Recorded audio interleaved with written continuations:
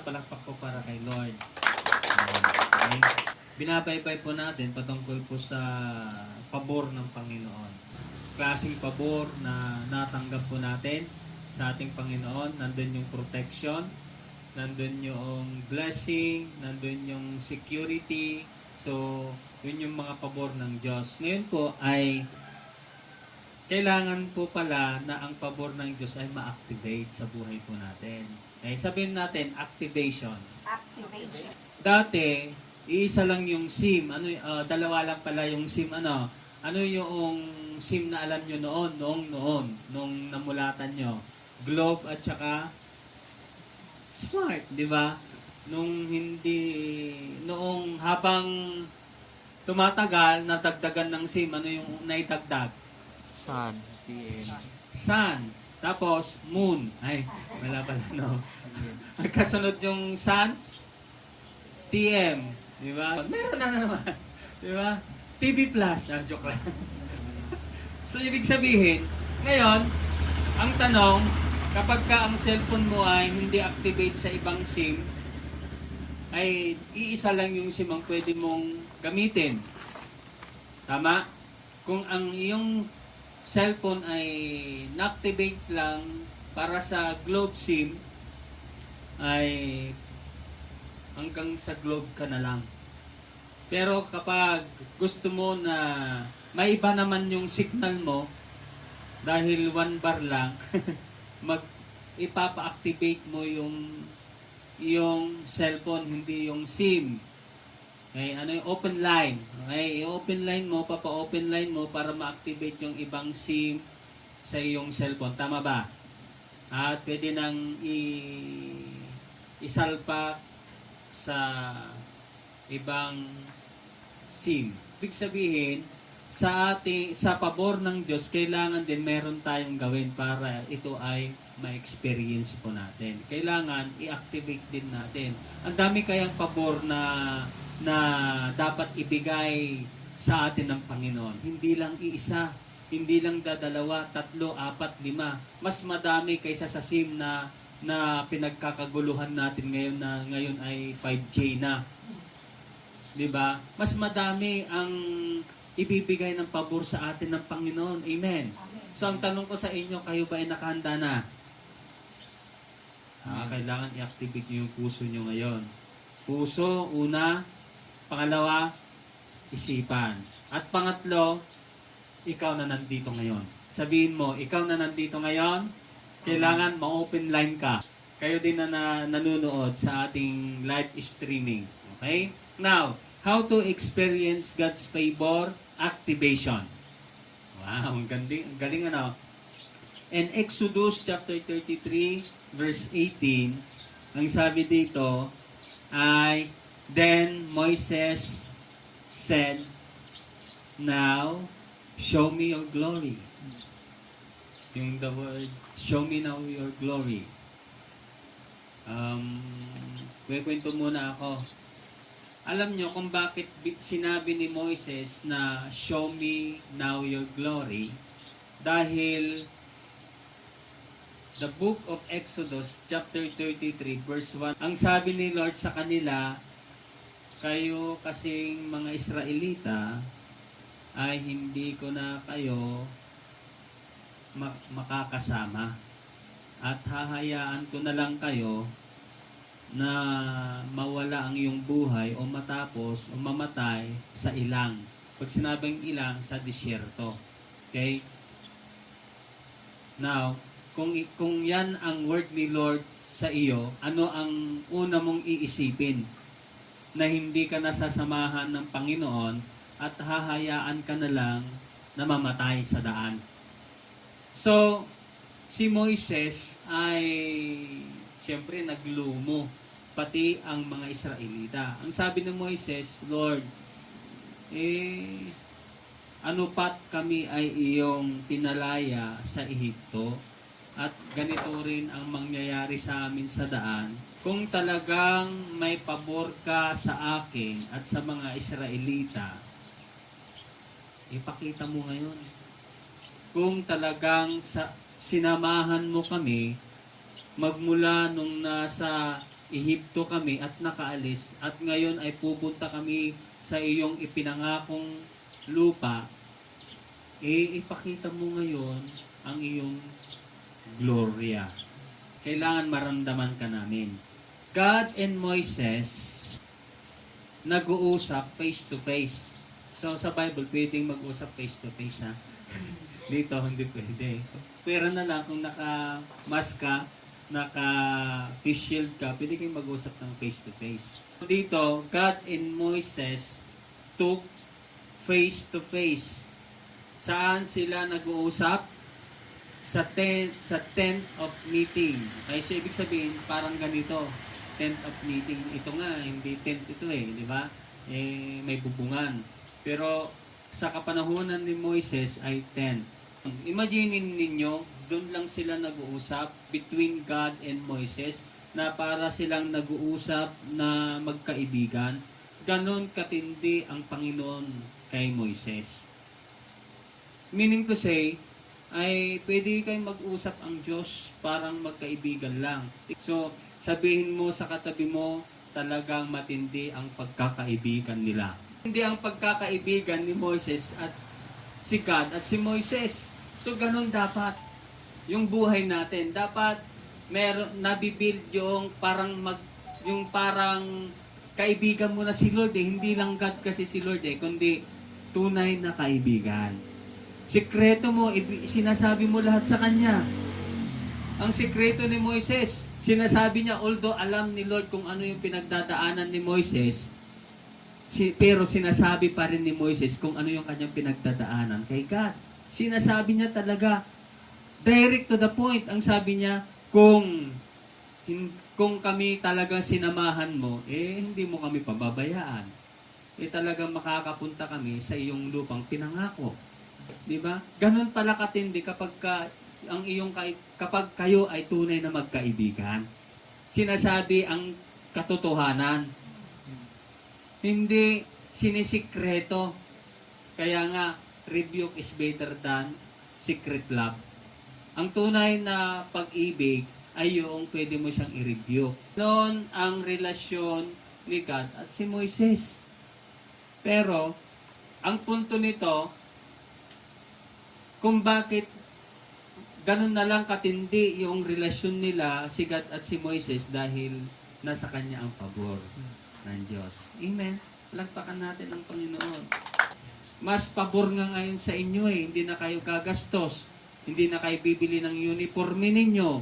Hindi na kayo bibili ng uniforme sa PE ninyo.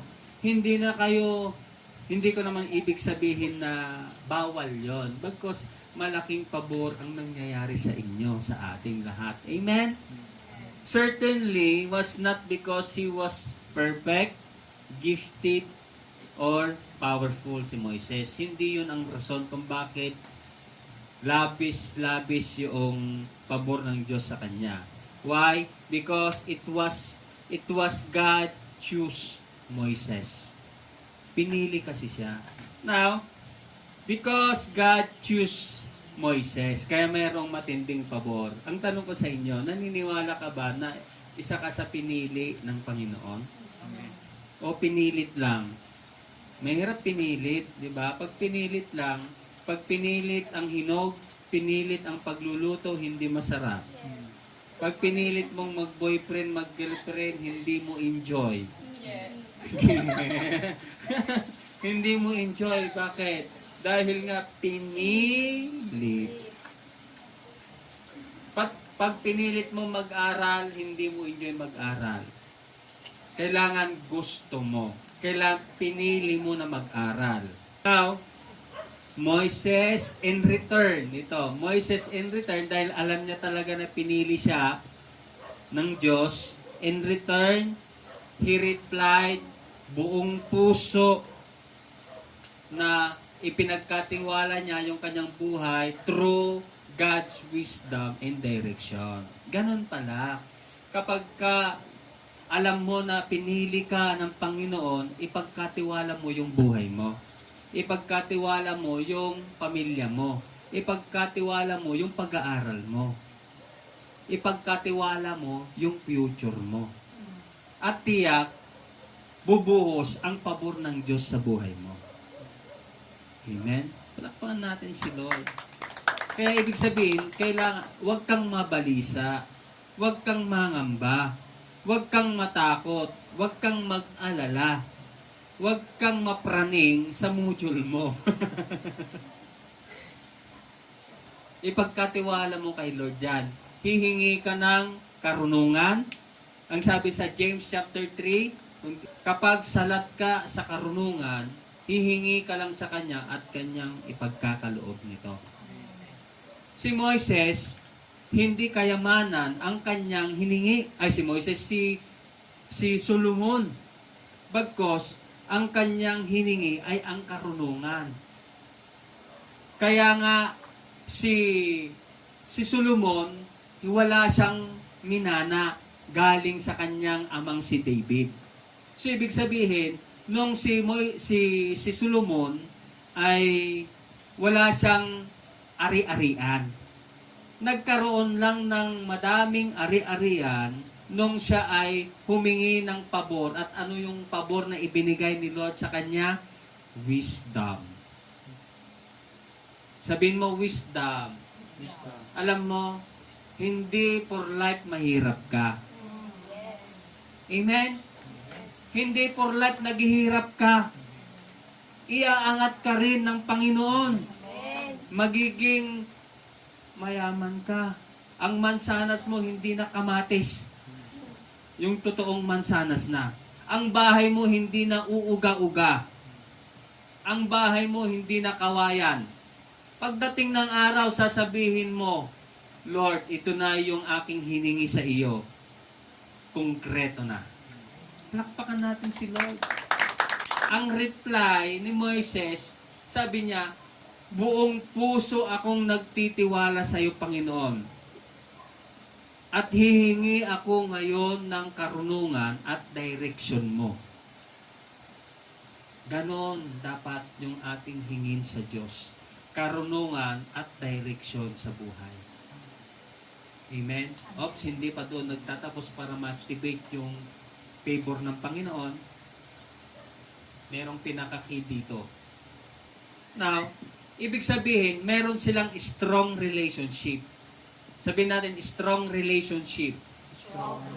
Friendship with God was a true privilege. For Moises, true privilege yan. Kaya wag mong, di ba? Wag mong iwanan ang iyong kaibigan. Wag mong pagsalitahan sa likuran ng masasama yung mga kaibigan mo. Kahit kaibigan mo yan, tao pa rin yan. Nakakaramdam din ng sakit. Nakakaramdam din ng lungkot. May pakiramdam din yan. Pero kapag ka strong ang relationship mo, hindi mo siya iiwan. Kahit na anong sinasabi mo. Hindi mo iiwan. Bakit? Kasi strong ang inyong relationship. Ganun din. Kapag ka strong ang relasyon mo sa Diyos, hindi ka mawawala sa Kanya. Dahil ayaw mong mawala yung pabor niya, yung pabor na ibibigay niya sa buhay mo. Kaya kahit anong mangyari, hindi ka tatalikod sa paglilingkod sa Diyos.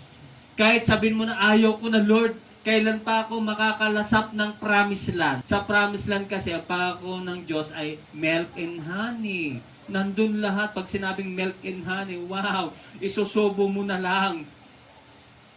At ngunguyain mo. Ganon, katindi. Pero ngayon, wala pa tayo doon. Nasa process pa lang po tayo. Lalo na ngayon yung ating pinagdadaanan. Mas lalo tayong mag-build ng strong relationship sa Panginoon dapat. Palakpakan natin ang Diyos. Kung gaano katibay ang relasyon mo sa kaibigan mo, mas lalo ang Diyos. Kung gaano pinaglalaan mo ng oras sa pag-aaral, sa pamilya, sa mahal mo sa buhay, sa pagtratrabaho, sa pag-internet, mas lalo pinaglalaan natin ng oras ng ating Panginoon. Kaya nga, si Moises, pumasok sila sa tent. Ayaw niya kasi na may maistorbo. Dalawa lang sila. out of reach for the anothers of Hebrew, si Moises lang talaga yung pinili ng Panginoon.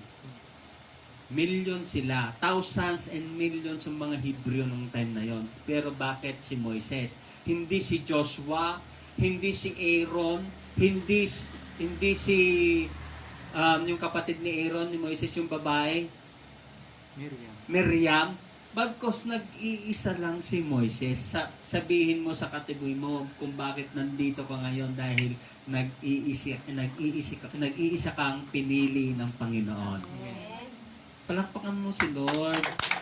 Kaya ikaw nandito ngayon dahil ikaw dala-dala mo yung pangalan mo, yung apelyido mo sa Panginoon. Anong apelyido mo? Sabihin mo ngayon kay Lord. Ako, ang apelyido ko, dala-dala ko ngayon yung pabor ng Diyos. Amen? So, ibig sabihin, may iraman dagiti pamilya. Na po, nagsiyaatan. Jesus called His disciple. Dati, si God, ang tawag sa mga Israelita ay friend. Ngayon naman ay disciple. Sabihin natin, disciple. Nung time ng si Jesus ay nagkatawang tao, 100% man, 100% God, pumunta siya dito, ang kanyang unang hinanap ay disciple. Disciple. Okay? Disciple. So, nung una niyang nakita si Simon, tinawag niya kaagad na disciple o follow me. Follow me. So, ibig sabihin, disciple. Yung mga disciple natin, yung mga nagdi-disciple din sa atin, they are the true friends.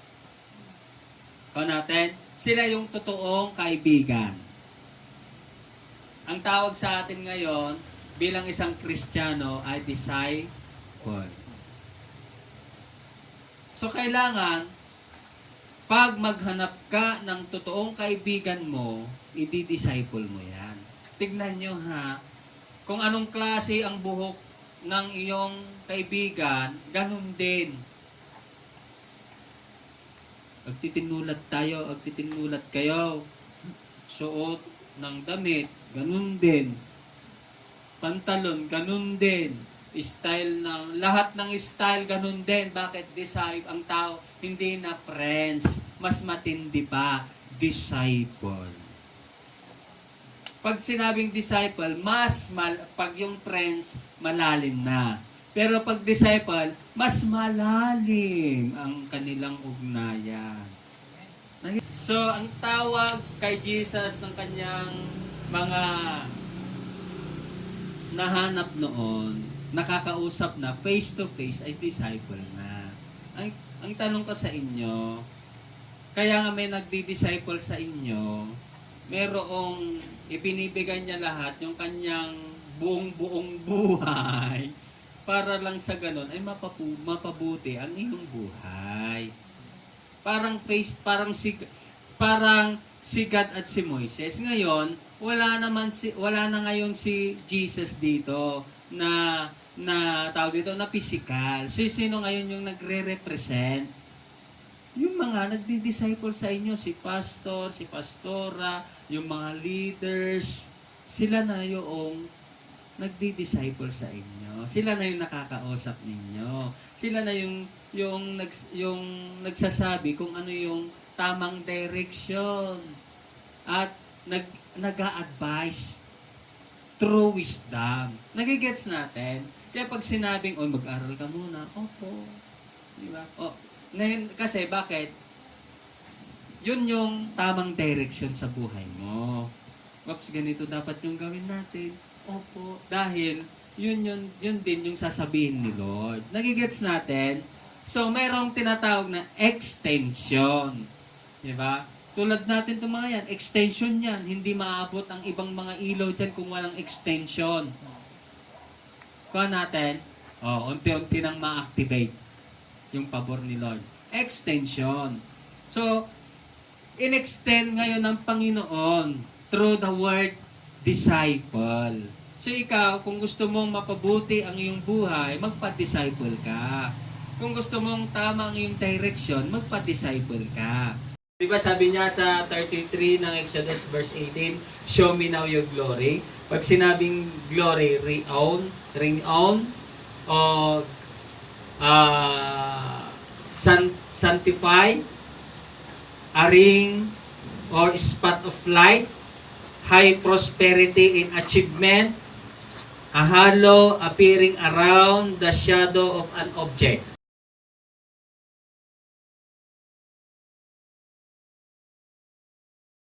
May anino tayo, di ba? Saan ka pumunta? Sa sumusunod. Pag uupo ka, tatayo siya, no? Uupo. Ano ba naman? Hanggat may light, nandyan siya. Di ba? So, ibig sabihin, hindi ka iiwan ng iyong anino. Di ba? Hindi ka iiwan. Saan ka pumunta, kasama, ganun ang Panginoon. Laging nandyan. Kasama mo siya. So, ganun ang glory nung nagpray si Moises na, Lord, show me now your glory. Wow. To activate the favor of God, kailangan, una, yung key is prayer. Sabihin mo prayer. Dito na tayo mag-uumpisa. Prayer. Nung nanalangin na si Moises, nang sabi niya, Lord, show me now your glory. Abay, sabi ng Panginoon mamaya, dahil sa panalangin niya, na napakasimple lang, show me now your glory, abay naging niya yung rumaragasang pabor ng Panginoon sa kanya. Nung unang sabi ni Lord, pababayaan ko na kayo, mamamatay na kayo sa ilang. Pero nung nag-pray si Moises ng buong puso, nagain niya yung matinding pabor ng Panginoon. Tanong ko sa inyo, marunong ba kayong manalangin? Nananalangin ba kayo? Amen. Lord! Amen. Kailangan ho yung panalangin natin araw-araw para sa ganon kahit anong problemang ibato ng kaaway, isaksak sa puso natin yung mga problema,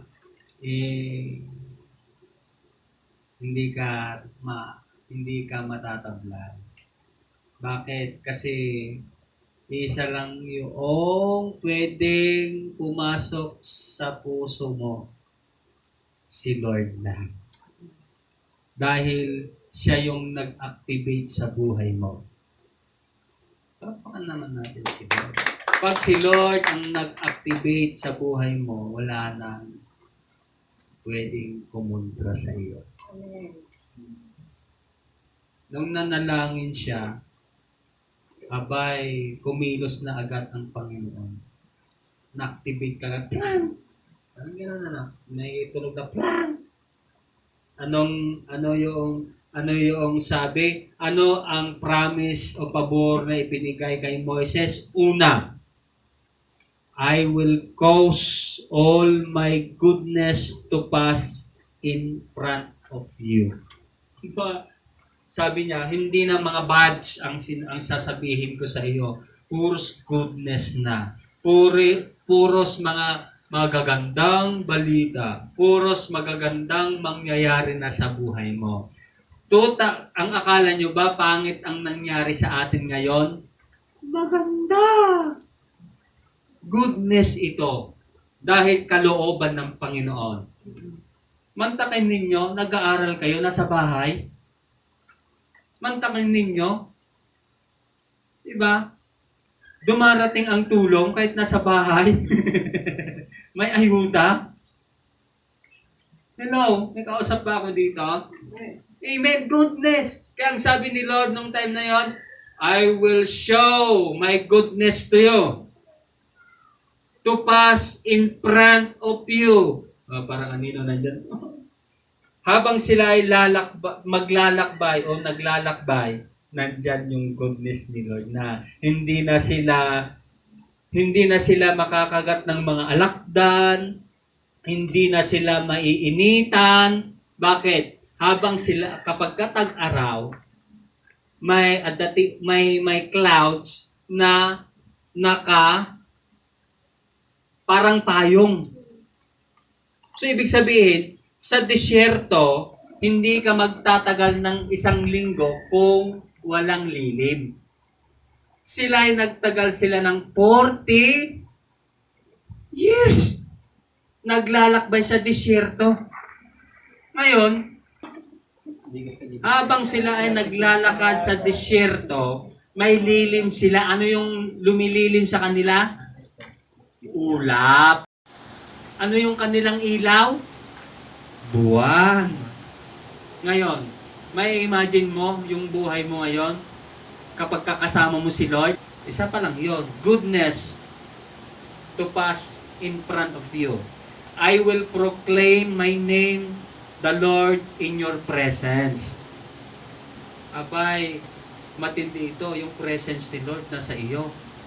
Iproproklama na talagang kasama mo ang Diyos, hindi ka hihiwalayan. Kung ang jowa naghihiwalay, si Lord, hindi ka hihiwalayan magpakailanman.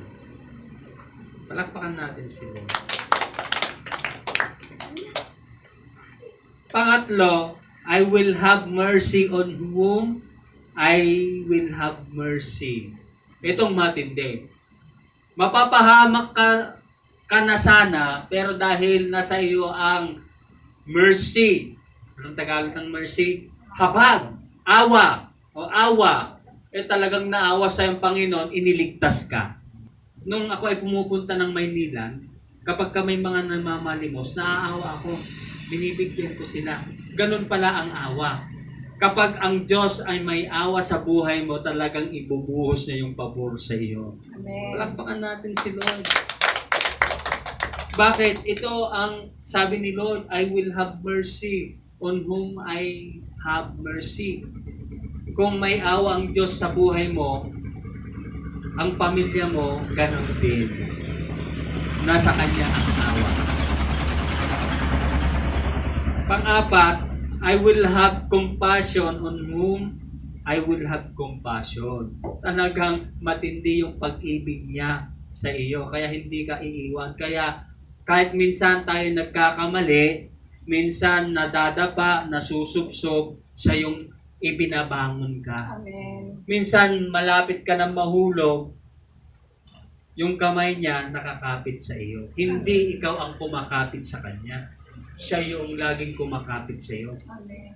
Hindi ikaw yung unang bumabangon sa sarili mo. Siya yung nagbabangon sa iyo. Amen.